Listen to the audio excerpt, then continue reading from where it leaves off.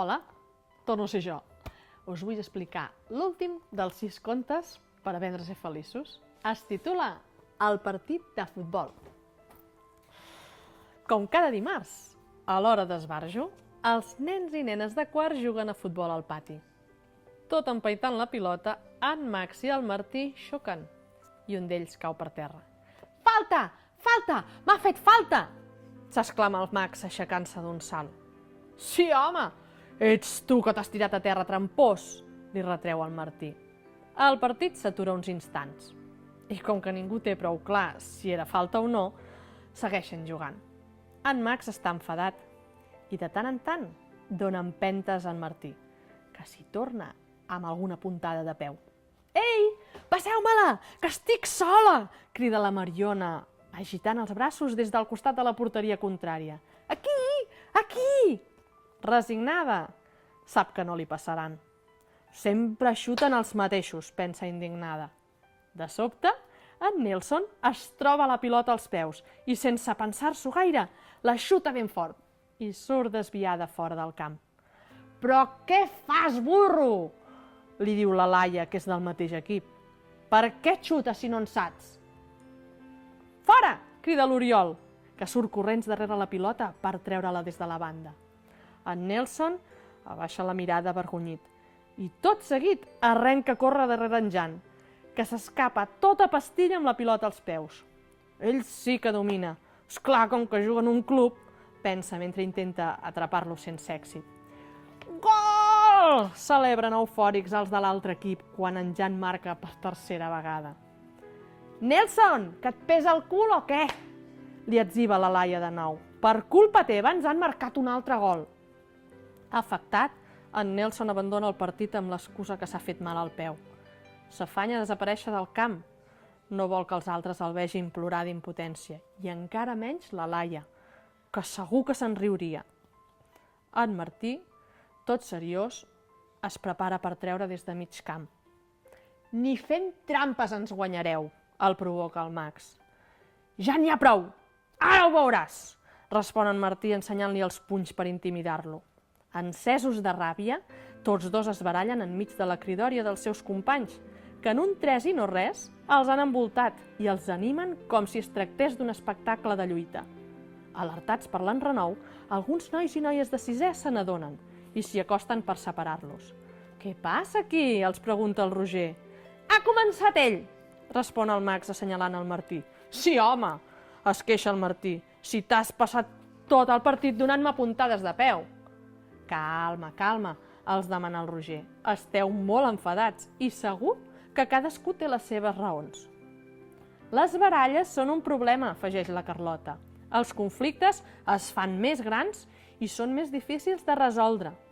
La violència ho complica tot, explica en Carles. Hi ha altres maneres de resoldre els conflictes. A sisè ho tenim molt clar. Ho sabeu, oi, que tenim un equip de mediadors? Si voleu, us podem ajudar. Pels altaveus del pati sona una música. S'ha acabat l'estona d'esbarjo i tothom comença a enfilar cap a classe. La Carme, la mestra de quart, els espera pacient a la porta. Hola de nou! Vinga, aneu seient, els diu mentre van entrant. Oi que m'explicareu què ha passat al pati? M'ha semblat que els qui jugàveu a futbol heu tingut una mica de rebombori. En Martí i el Max, que s'han barallat, salta la Mariona. Sí, ja ho he vist, respon la mestra. I la resta? Ja els heu ajudat a fer les paus? No, admet la Laia. Més aviat els hem animat a seguir. Sort que al final han vingut els de sisè. Sempre hi ha problemes quan juguem a futbol, es queixa en Nelson. És un rotllo. La Carme somriu. Deixarem les matemàtiques per després, pensa. Aprendre a conviure és tan important com saber multiplicar, o fins i tot més. Per aquesta raó, des dels més petits fins als més grans de l'escola, es preparen per ser uns bons facilitadors i facilitadores de la convivència. És una assignatura més. Els conflictes formen part de la vida, Nelson, li recorda la mestra. Depèn de com els intentem resoldre, es transformen en un problema. Com avui, per exemple. Què en penseu, Martí i Max? I voleu dir alguna cosa, vosaltres? Ara no en vull parlar. Estic massa enfadat, respon el Martí fent morros. Doncs jo tampoc, hi afegeix el Max, amb els braços entrecreuats. Quan algú està molt enfadat, necessita el seu temps per calmar-se. Tots ho saben, n'han parlat altres vegades a classe, i així que respecten el silenci dels seus companys i procuren entendre com es deuen sentir. El més normal és que se sentin malament. A tothom li passa quan es baralla amb un amic. Jo vull dir una cosa ara que parlem de futbol, s'atreveix a dir finalment la Mariona. A mi no em passen mai la pilota. Sempre xuten els mateixos. Estic farta. És veritat, afegeix en Nelson. A mi tampoc me la passen. I és molt frustrant. A vegades no em deixen ni jugar perquè diuen que sóc molt dolent. És que és així, salta la Laia. No en tens ni idea, Nelson. És que si volem guanyar, s'explica l'Oriol, és millor que xutin els que en saben, no? Ja està bé, Laia, es queixa en Jan. Em sembla que no hauries de tractar el Nelson d'aquesta manera. Imagina't que algú et digués a tu el mateix. Oi que no t'agradaria? És veritat, Laia, li afegeix la Mariona. Avui t'has passat una mica. La mestra els deixa fer.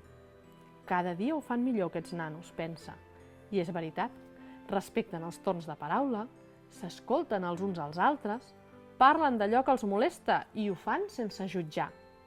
A la Laia aquesta vegada se li ha escapat, però de seguida li han fet notar. De fet, n'estan aprenent. I és normal que de tant en tant s'equivoquin. Teniu raó, diu la Laia. Em sap greu, Nelson. Em feia tanta ràbia perdre que te l'has carregada a tu. Ja, a mi tampoc m'agrada perdre.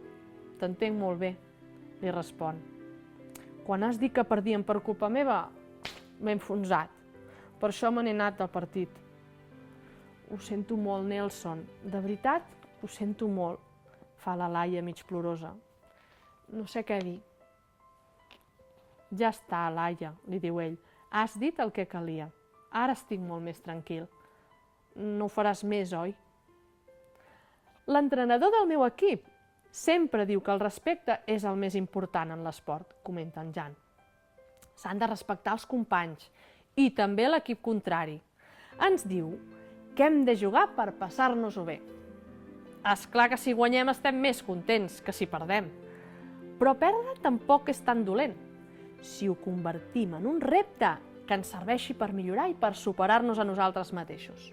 Si juguem per divertir-nos, tothom hi guanya. Caram, Jan, fa la Carme admirada. Tot això, diu, deu ser un gran entrenador. Sí, és el millor, respon en Jan orgullós. A la tarda, en Max i en Martí demanen ajuda a l'equip de mediació de sisè. Han escollit en Roger i a la Carlota, que els escoltaran i els ajudaran perquè siguin ells mateixos els que trobin la millor solució al seu conflicte. El primer pas, que és tenir-ne ganes, ja l'han fet. I conte contat, ja està explicat. Què us semblaria participar amb la vostra escola al concurs de dibuix que organitza la Fundació d'Antigues Caixes Catalanes amb el grup BPPA? Sí, per posar dibuixos en aquests contes que us explico, els 6 contes per aprendre a ser feliços. Ei, que hi ha premis, eh? Jo no m'ho pensaria. A més, els dibuixos guanyadors sortiran en el llibre que publicarà l'editorial Mediterrània. A mi m'encantaria veure els vostres dibuixos en els meus contes. Vinga, apa-li, ja ho sabeu. Fins una altra.